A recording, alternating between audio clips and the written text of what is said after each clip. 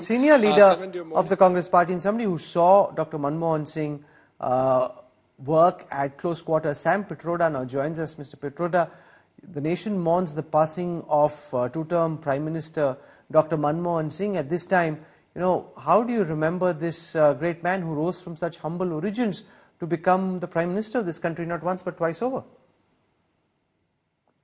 To me, he was a true Gandhian leader. I worked with him very closely for 10 years on National Knowledge Commission and also on National Innovation Council, along with all the activities related to Digital India. To me, he was Gandhian in many ways because he was simple. He was an example of a great character, values, ethics, morals, and simplicity.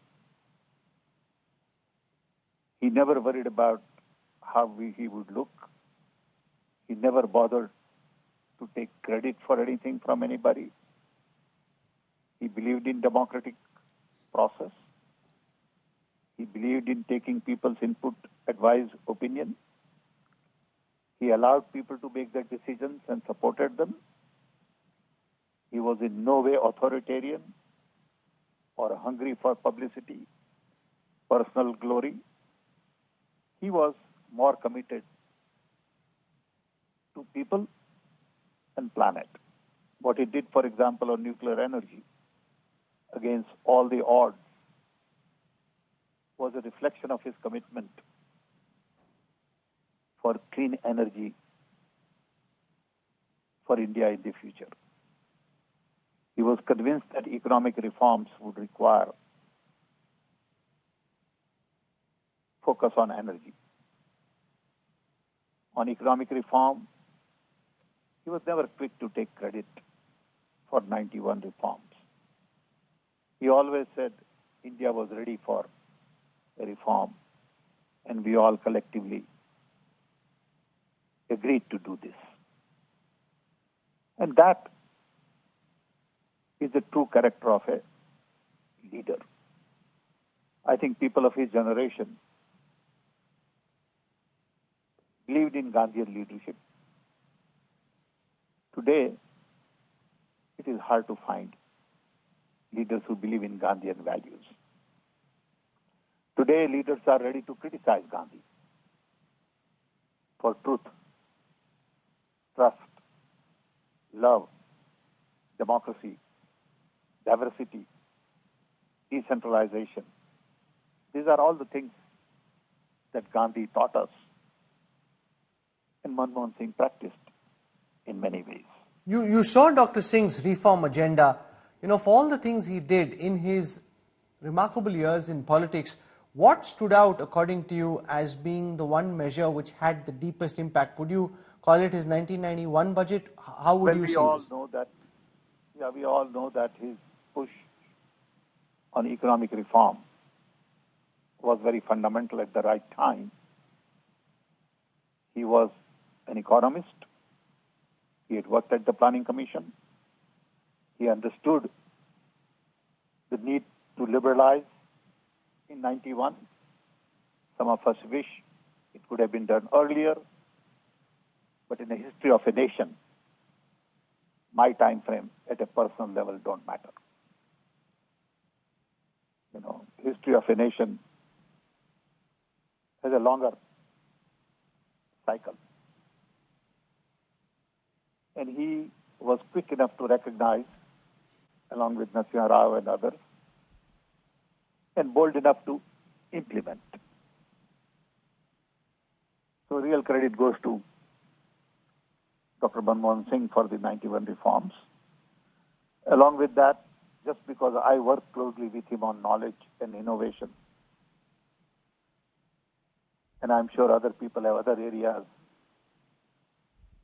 to add to it, but I can say his commitment to improving knowledge in India, to get universities from 300 when he started to 1,000 by now, is a major step. People have forgotten all that. You know, the current He's the one who decided External to, Affairs Minister, Dr. all Jaishankar, has tweeted Mr. Pitroda to talk about, while regarded as the architect of India's economic reforms, he was equally responsible for the strategic corrections to our foreign policy. Was immensely privileged to work with him closely. We'll remember his kindness and courtesy. Talk a bit about the strategic corrections and taking India closer to America than the equation he inherited. Absolutely, because he realized that democracy is more important. He realized that free market is going to be very critical. He also recognized that economic reforms will require government intervention at the right time.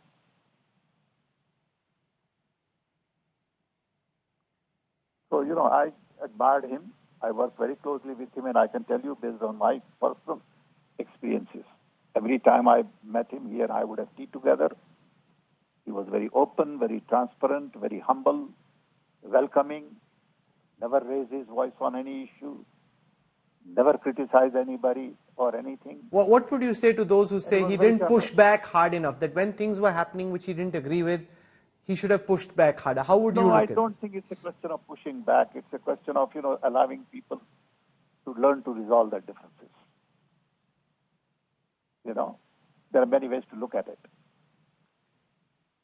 I can give you in my case an example where I had a little bit of issues with Arjun Singh. He and I talked, and he said, Sam, why don't you go to him? And I went to Arjun Singh and talked to him. Okay. Prime Minister could have put his foot down, but he felt that was not the right thing to do, which is great. What's the one memory that stands out? Tell us, Mr. Pitroda, something that our audience wouldn't know about, something which happened in those meetings and conversations you say you had over coffee with Dr. Singh, which gave you an insight into the kind of man he really was outside the public image of the Prime Minister. Well, I spent a lot of time with him at a personal level. He and I would have tea regularly, once every month and a half. And he was very kind to me. He was always supportive of what I did, never interfered. When I first made a presentation to him on potential knowledge commission idea, he immediately said, Sam, let's do it right now in January. I was the one who said, no, sir, this is not the right time. Let's wait for a while. He was 10 years older than I am. And I respected him. And I said, sir, we need 6 more months to plan. He said, fine. But then in those 6 months, he would remind me on and off.